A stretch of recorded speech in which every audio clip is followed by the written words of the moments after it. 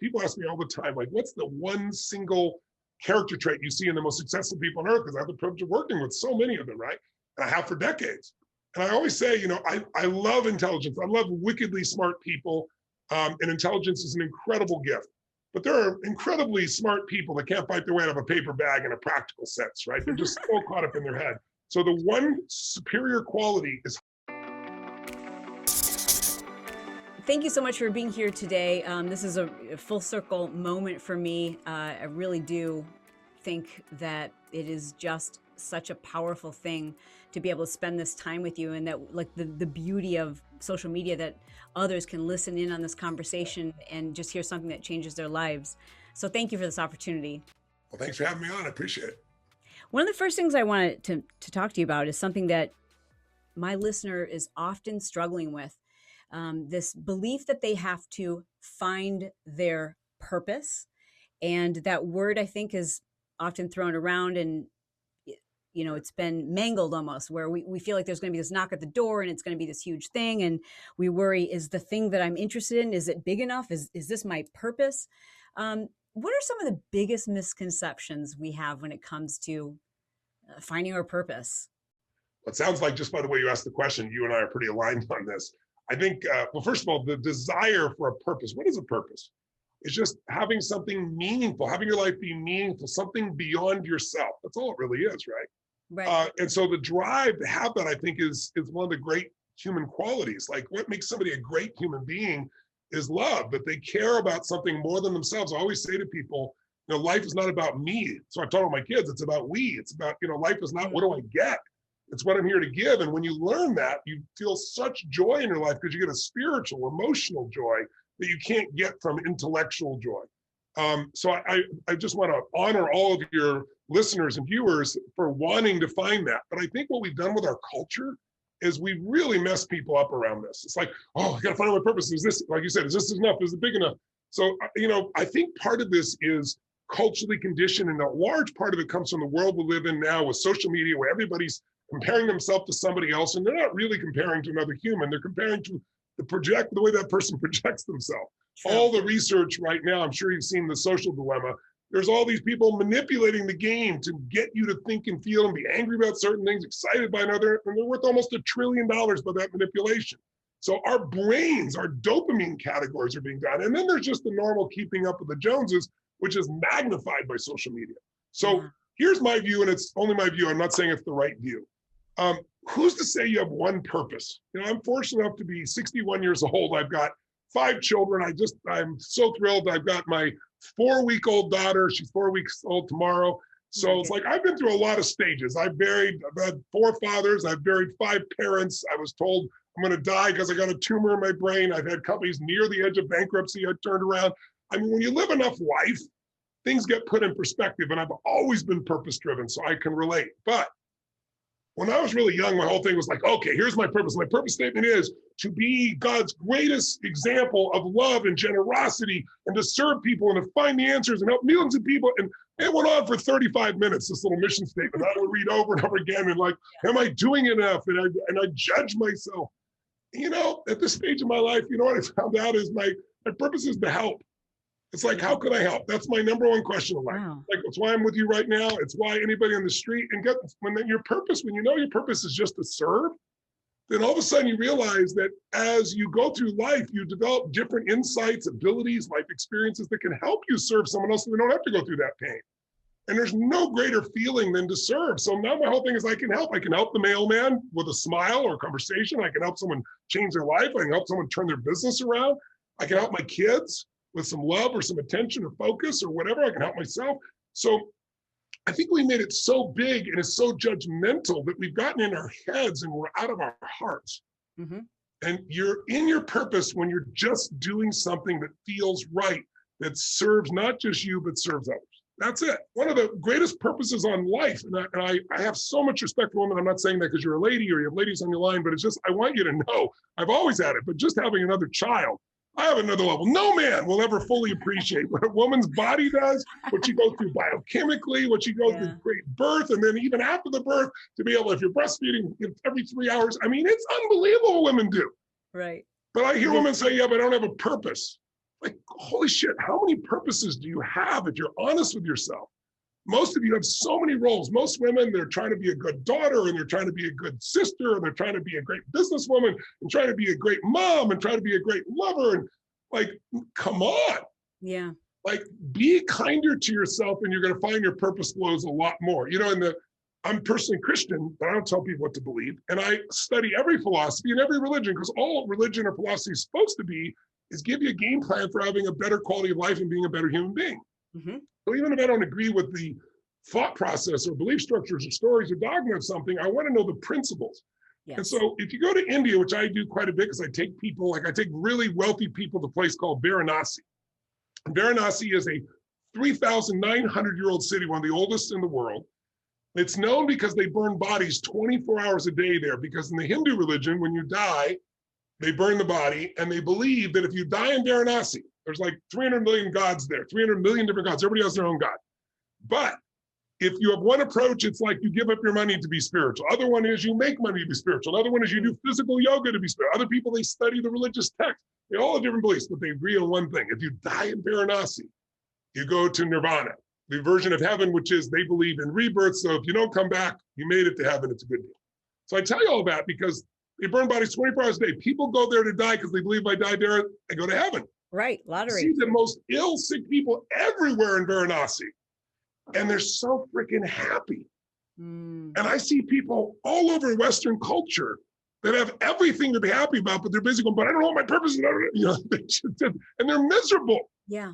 Right? You're using a mental construct. And you know, when they have a funeral there, they burn the body. It's mind-boggling right there in front of you. I watched this grandkid and his grandmother, and no one's crying.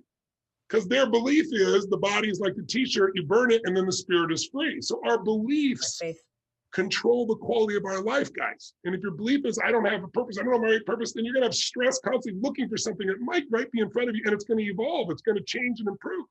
And in their culture, they believe there are 4 aims of life, and this might be helpful for your listeners or viewers. Mm-hmm. The first aim of life is called, I think the term is Artha, A-R-T-H-A is how it's spelled. Okay. And what it means is prosperity or security.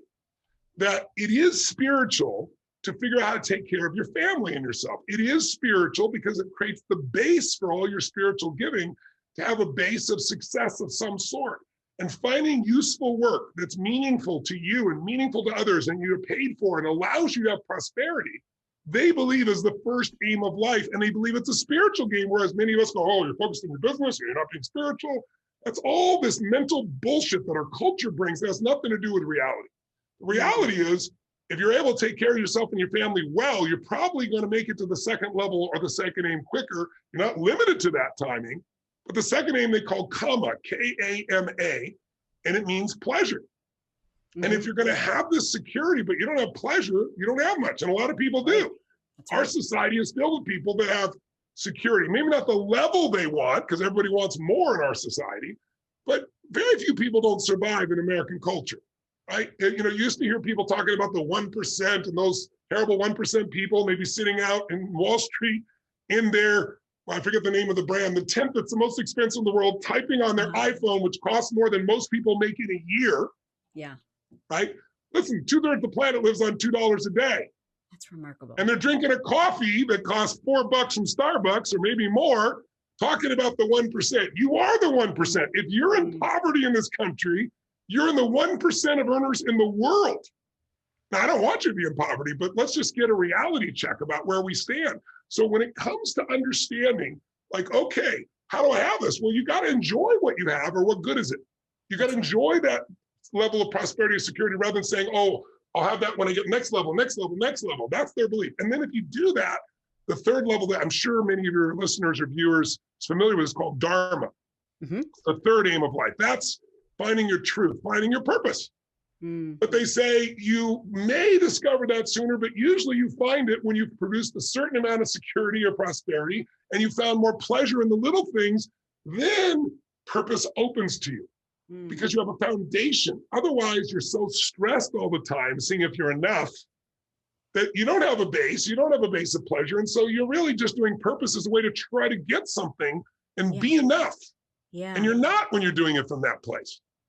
Purpose is like, just comes naturally when you start realizing, gosh, there's so many purposes, and how gorgeous is it? God's given me a purpose to have this conversation right now. Or God's had this conversation because you're sharing something with me. What a cool thing. And I'm going to learn that and take that. I'm going to have somebody I love. Or like everything what if everything had a purpose? What if your worst day was your best day? What if my core belief is life is always happening for me, not to me? And I had to train myself because shit, life looks like it's happening to you a lot. Right. But if you force yourself, you'll find how it's happening for you. And when that happens, your whole world will change. So my argument is there's so many purposes. Drop this whole story about purpose.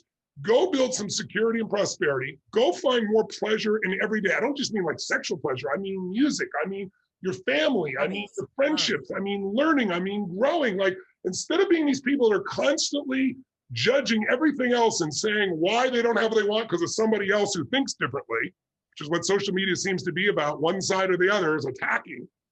What if you just started to find the joy in it all? Then you're going to start having a higher purpose in a conversation. And it doesn't have to be the one thing that defines you. And you know what's ironic as that happens? You're probably going to find a couple things that are the dominant purpose of your life once you do that. By the way, once you have your Dharma, it leads, they believe, to what they call Moksha. It's Moksha, M-O-K-S-H-A is how it's spelled. Moksha, and that is self-realization. That's where you feel connected to God all the time. That's where it's no longer a fear place. That's where freedom is. And that comes from building the security, enjoying every aspect of life, and training yourself to enjoy it, because the brain's always looking for what's wrong.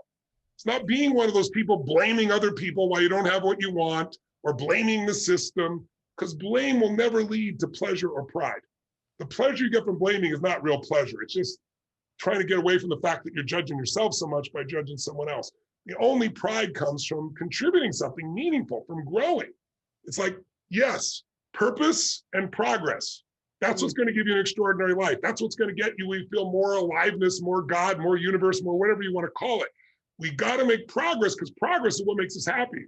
But if it's purposeful progress, then we're even more happy. You've said a couple things that I keep going back to. So number one, I love the idea that you have more than one purpose. And especially when you think about how you serve and help others, everyone who's listening right now, there's so many different ways, so many variety of ways that you serve and help others that might not be tied to that other term that you mentioned several times, which was security and or prosperity. Yes. So I guess I would, for clarity's sake, if I'm just embracing the ways that I can help others and that I can serve others, do I also need to think about, okay, and how can I create prosperity from this? How can I create financial security from this? And do I start with that, or do I start with just the joy of serving and how I feel maybe called to do this, or it's easier for me? You're asking a good question because you need both, right? You know that. I tell people to have an extraordinary life, you need two master skills, two skills you master. One is the science of achievement.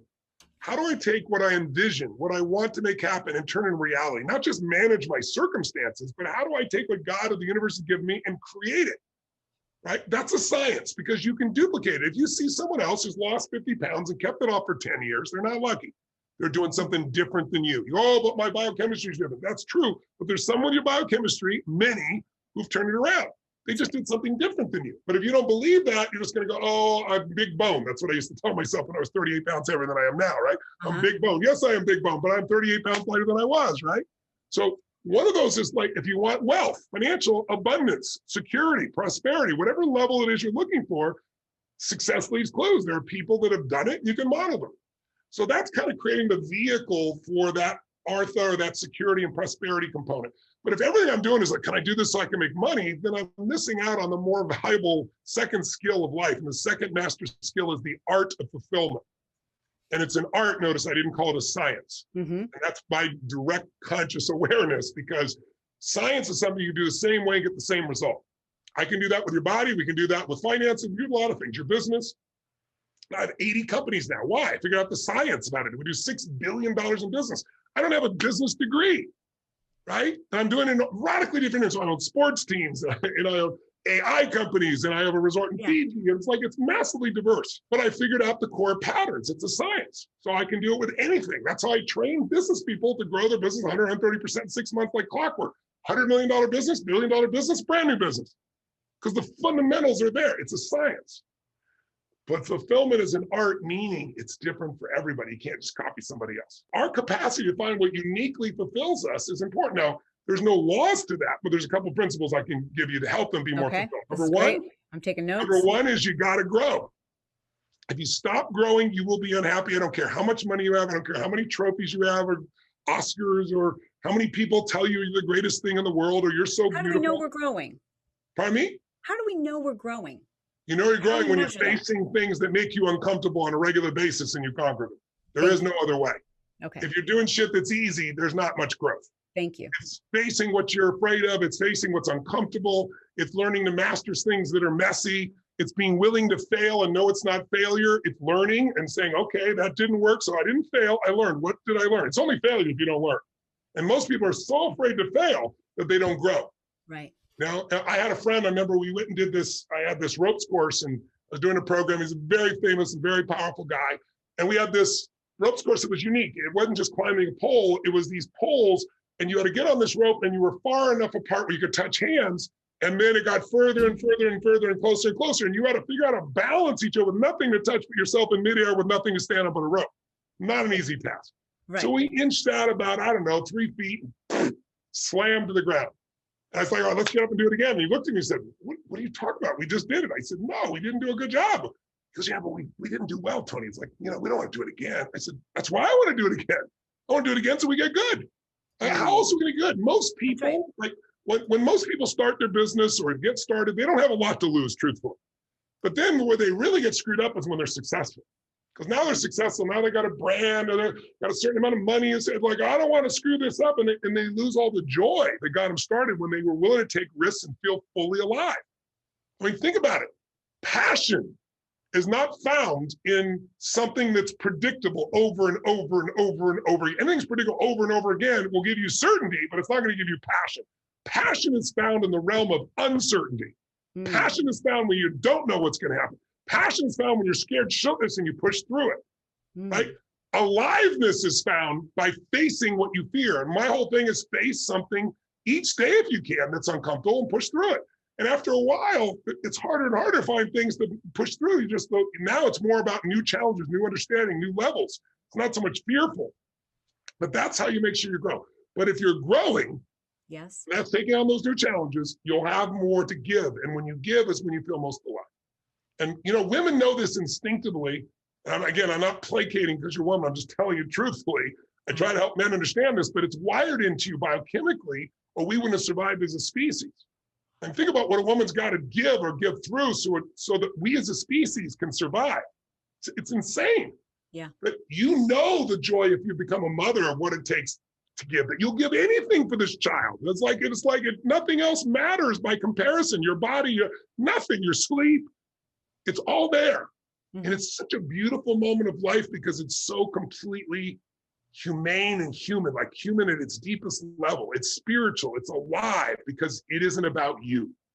And that's the part that most of us are missing today because of all the conditioning of modern culture that's like, am I enough? How do I prove I'm enough? How do I virtual signal that I'm enough? How do I compare to other people?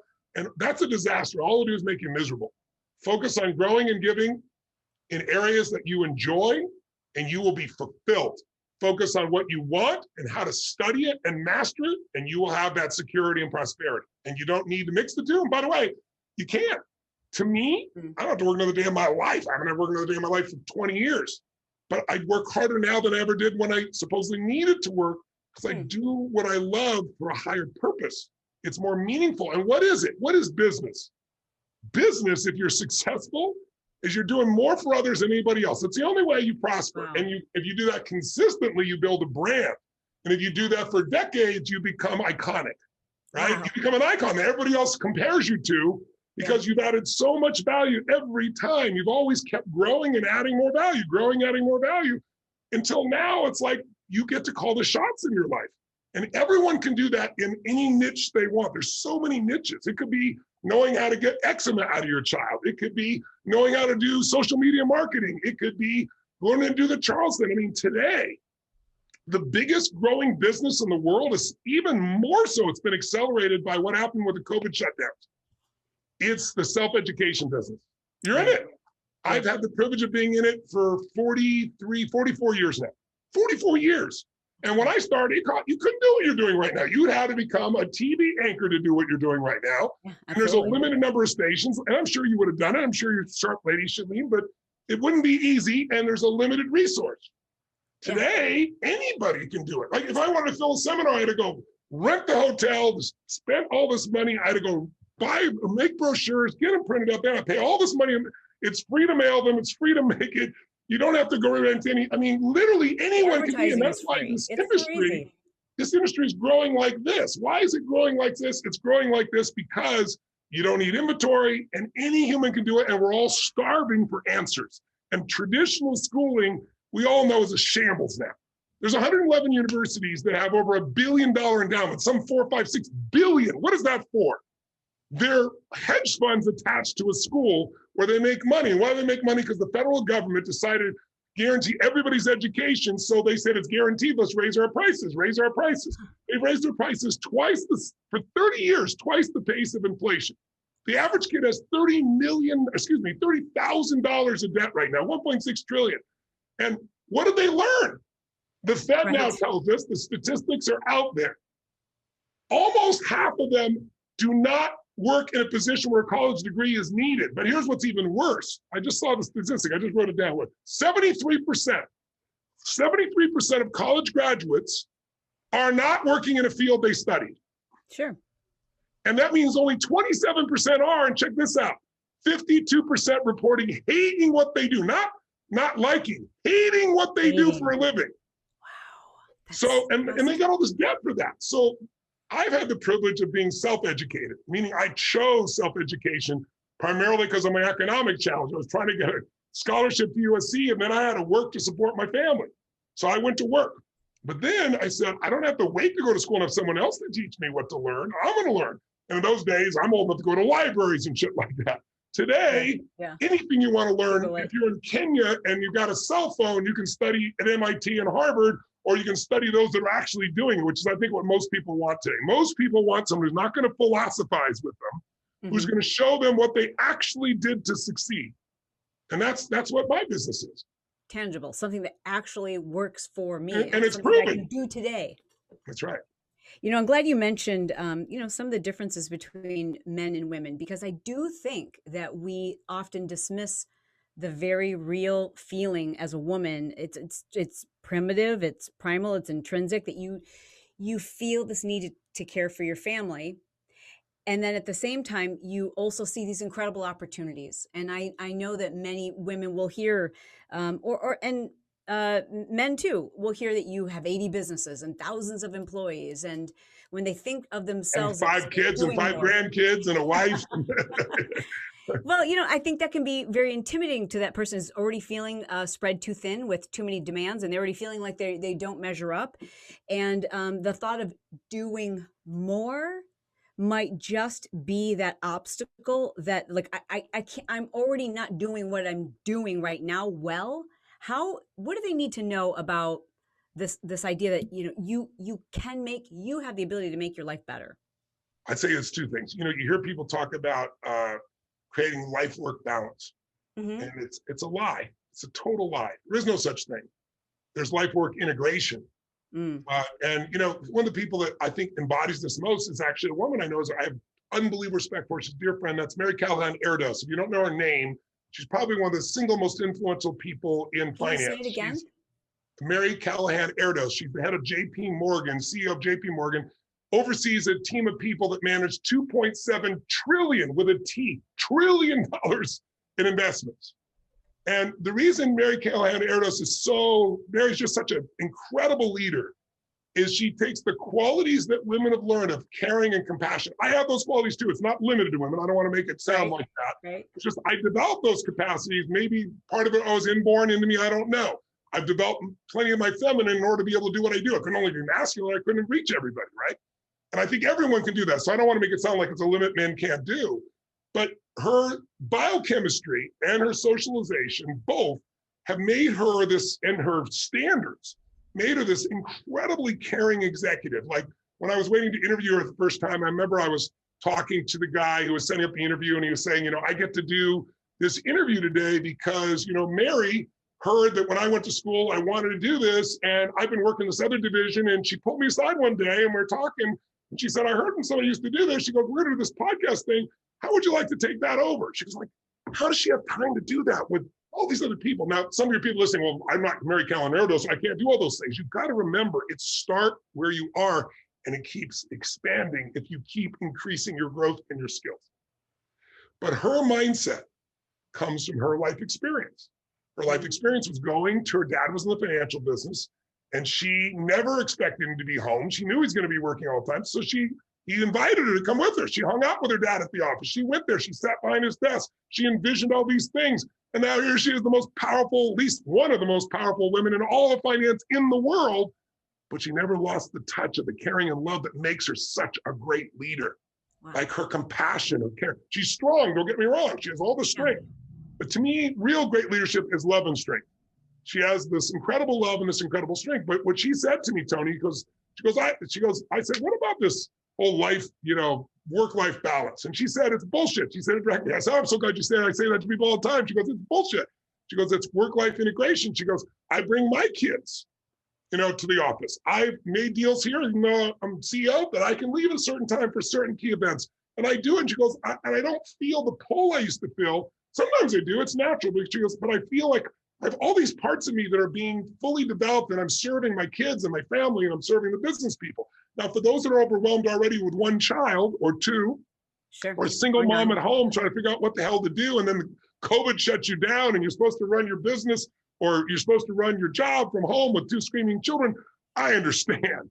I understand more than you think. Maybe not the same as you are, but I got a 4-week-old right now, right behind me here. And I understand, like I have a current understanding of what you're going through. Right. But I want you to know there are skills that can allow you to do more with less time and less energy and be more fulfilled. And I developed one of those by changing one simple thing I'll give you real quick. Okay. I realized early on I had one little company and I had like 5 employees, and I was trying to start this other little thing, and I was trying to, be a strong human being. And all of a sudden I got 4 kids instantly. I married a woman and been married twice before me. So I was 24 and had a 17-year-old, an 11-year-old, a 5-year-old from 2 different husbands she had, and then my own on the way. So I want you to know, I understand juggling, right? But what I had to do is I took this time management course. It was called Time Bank. And it showed you how to prioritize what you want, make your A, B's, and C's, and 1, 2, 3s, and have this whole black system and this book you carried around with you. And I did it all, but you know what happened? Within about 3 months, I was ready to pull my hair out. Okay. Because there's way more than I could possibly do in any day. Can you relate? Yeah, absolutely. There's always, if you're an achiever, there's always more than you can do. Right. I started looking at this whole system, and I started looking at every other time management system, and I realized that the quality of our life is the quality of our thinking, because that creates how we feel. Right? And our thinking is controlled. What is thinking? I just demonstrated it. What is thinking? It's like, I ask myself, what is thinking? Well, what am I doing right now? I'm asking a question and answering it. Is that what thinking is? Well, that's another question. But that's not really what thinking is it? Well, that's another question. Thinking is nothing but asking and answering questions. But some people ask really lousy questions regularly. Like, why can't I do this? Why do I have to be put through this? What's wrong with me? And when you ask a lousy question, asking you shall receive, you get a lousy answer. How come I can never lose weight? Your brain will go, because you're a pig, right? You go, what? Right? Why does this always happen? Because you deserve it. Because our brain's a computer. You ask a lousy question. If you say, how can I lose weight? You'll say, well, you go on a diet and exercise. I don't want to do that. But a better question like, have I ever really been fit and enjoyed what I was doing? And I go, wow, I played racquetball back then and I was enjoying myself and I didn't even think about losing weight, and it was a great way.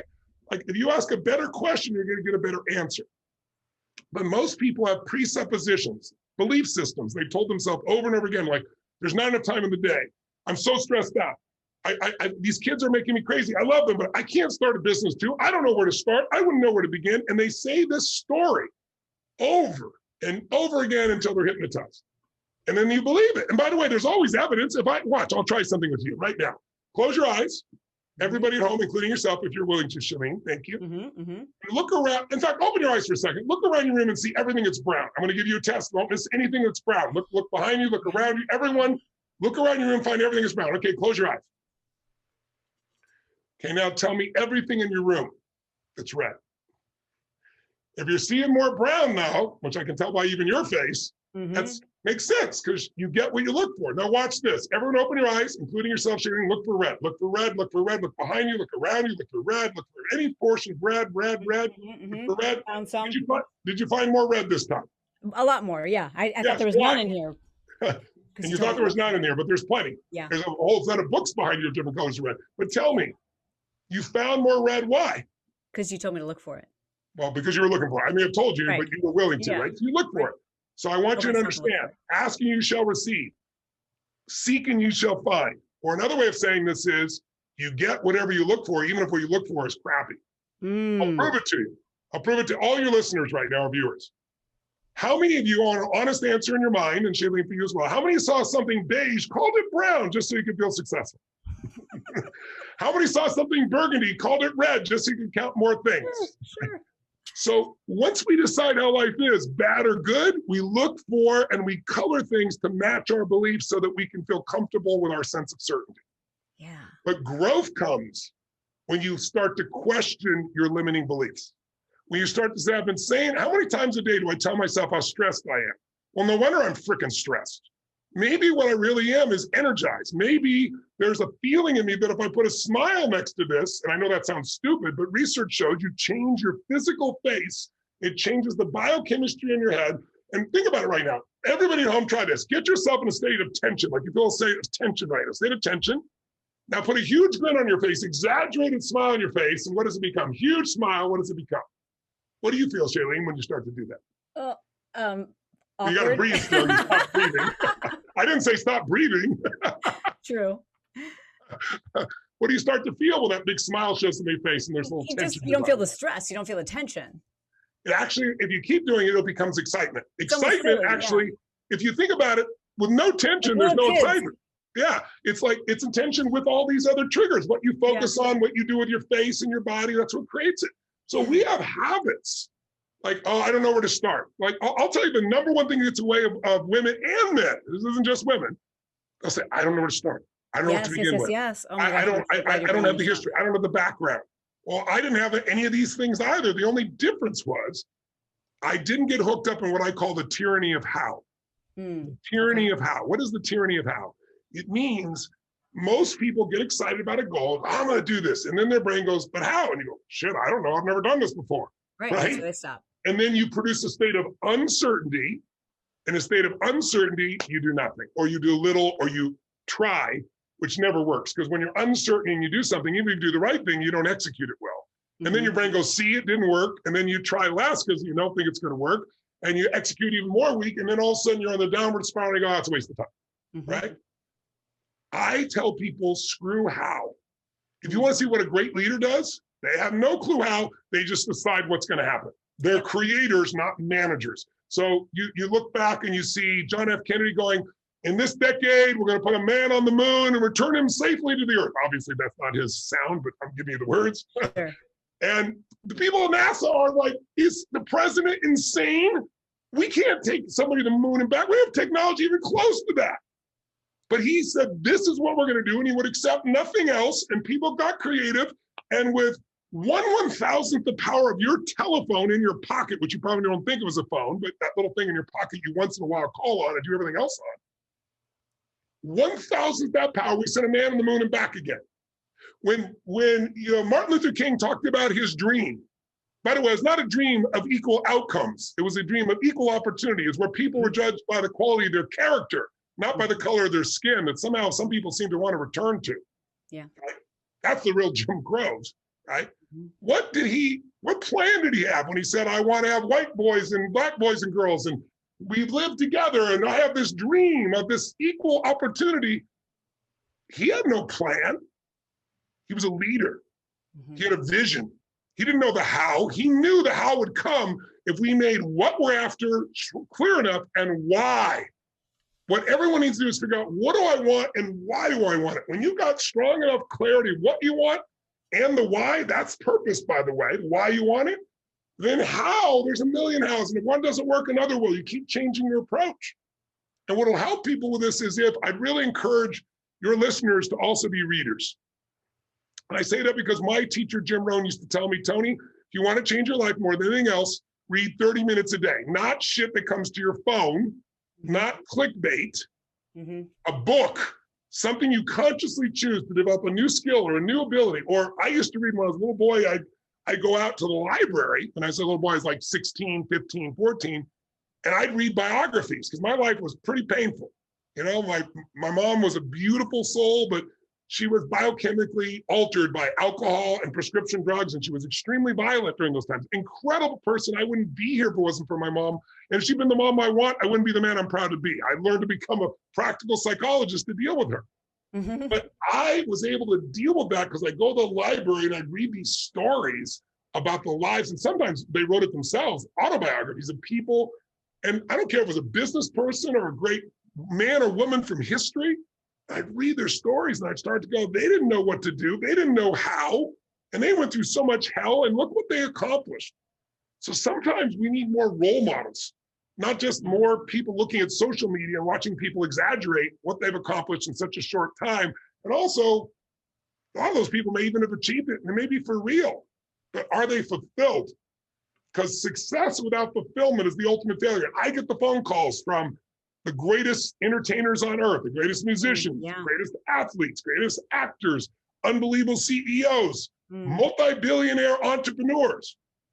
The rarest quality is happiness, right? It's the rarest quality. It's much rarer than being a billionaire. That's amazing. But it's available to anybody the minute you align yourself with a sense of progress and different purposes, but purposes that matter to you. And you make yourself face your fear, grow and give, and the game will unfold. It'll unfold from that security to that sense of pleasure in life, to that sense of truth and even greater purpose, to maybe your own true spiritual nature. You know, I bring this back to the point about education. I think to myself, and social media and all of this coming full circle, I think to myself, the first time I went to one of your seminars, I remember looking around almost suspicious. I was, newly graduated from college, and thinking, what is it? Why are these people sharing exactly how they've done these things? Because to that point, my only education was, sitting in a classroom with hundreds of other students, learning about, philosophy or democracy or whatever, but not about life, like not about life secrets. And I remember sitting there thinking, like, why doesn't the whole world know about this? That we can learn from actually other people's mistakes, other people's missteps, that they're willing to say, like, okay, here's the roadmap, and you want to be careful over here. There's a pothole. And I think that is probably one of the greatest opportunities that we have today, listening to podcasts, audiobooks, so many great minds, strategists who are coming together to say, like, I'm going to share with you exactly how I did this. That has been my secret in my life. I was like, 2 ways to learn: my own experience, which is painful and takes years, and you're still going to do some of that. But if there's any way to learn from somebody else who's already succeeded, I can learn the fundamentals in a few hours or a few days or a few weeks or max a few months, not spend decades. And so my whole thing is compressed decades into days. And now that I've been able to do that for, this is my 44th year, now I'm able to do that with other people, but also do it in a way where they're having a good time, they're entertained, but most importantly, they're led to action. Because my whole thing is, you let your learning lead to knowledge, you become a fool. Jim Rohn used to say that. But if you let your learning lead to action, the world's your oyster. You can serve, create, have the quality of life you want, have the family you want, have the impact in the community or the world that you want. And I think people have caught on. That's why this industry, I don't know if you saw, but Forbes says that the self-education industry, the information industry right now, I think it's doing 300 million a day. They say it's going to be $1 billion a year by 2025. Because people are starting to say, I can get this education on my own from someone who's actually done it. Not somebody's going to talk about it, right? Yes. I think once you feel how good it does feel to serve and share with others, then you just become hell-bent on helping people kind of like deprogram, for many people, just years, maybe decades, maybe legacy of this belief that, like, I don't deserve more, I can't do more. To that person who's like, but that's not for me. Like that's our people, we don't do that, or my family, we're good with this job that we have. I'm happy. I convinced myself I'm happy where I'm at. What message do you have for that person who feels a little too content? Well, they're not content or they wouldn't be listening to you right now. Mm. And I think that's the good news, because I think that it's not enough to have passion. You have to develop some hunger. Mm-hmm. And if you're not satisfied, that's probably the greatest gift. People ask me all the time, like, what's the one single character trait you see in the most successful people on earth? Because I have the privilege of working with so many of them, right? And I have for decades. And I always say, I love intelligence. I love wickedly smart people. And intelligence is an incredible gift. But there are incredibly smart people that can't fight their way out of a paper bag in a practical sense, right? They're just so caught up in their head. So the one superior quality is hunger. Like if you look at a Richard Branson, you look at yourself, you look at me, you look at anyone who has accomplished anything that they are proud of and that others respect. And what do you see? A hunger that doesn't go away. It's not just hunger to lose weight so you can get into your swimsuit for that, summer party at the beach, because that won't last. It's a hunger to be more, to do more, to give more, to share more, to experience the beauty that you experience. I mean, I really want to honor you. If I heard you correctly, it sounds like you've been doing this for 9 or 10 years. Is that right? The podcast for 9 or 10 years, but yeah, teaching and everything that I know for as long as but probably 5 days a week for 9 or 10 years. Most people, that is not even close to the amount of effort they put out to serving people. So I want to honor you for that kind of dedication, because most people overestimate what they're going to do in a year. I used to do that. But they underestimate what they can do in a decade or 2 or 3. And as you know, those decades. Can you say that again? Sure. I said most people overestimate what they're going to do in a year. Okay. And then they're disappointed. I used to do this a lot when I was really young. But I underestimated what I could do in a decade or 2 or 3 or now 4.5 for me almost, right? Or for you, a decade plus. It's like there's an accumulation that happens. So for the person, first of all, it's home and is not hungry, I doubt they're listening to you. But if they were, or they're trying to convince themselves they're content because they don't want to take a risk because they're afraid of the uncertainty of saying, what if I try and I fail? What if I'm not enough? All those fears. But unless you face those fears, you live with them in your unconscious anyway. And life never feels alive. The aliveness is conquering a fear, which doesn't mean you're not afraid. It just means you do it anyway. When you talk about stuff, it's a dream. That might feel good. When you envision it, it's exciting. When you plan it, it's possible. When you schedule it, it's real. I just can't even tell you what an honor it has been to spend this moment with you today. Thank you very much. Keep doing your beautiful work. Love to you and to your whole audience. I know they're committed humans looking to make their life better so they can give more to others. And that's what life is really about. So I salute everybody.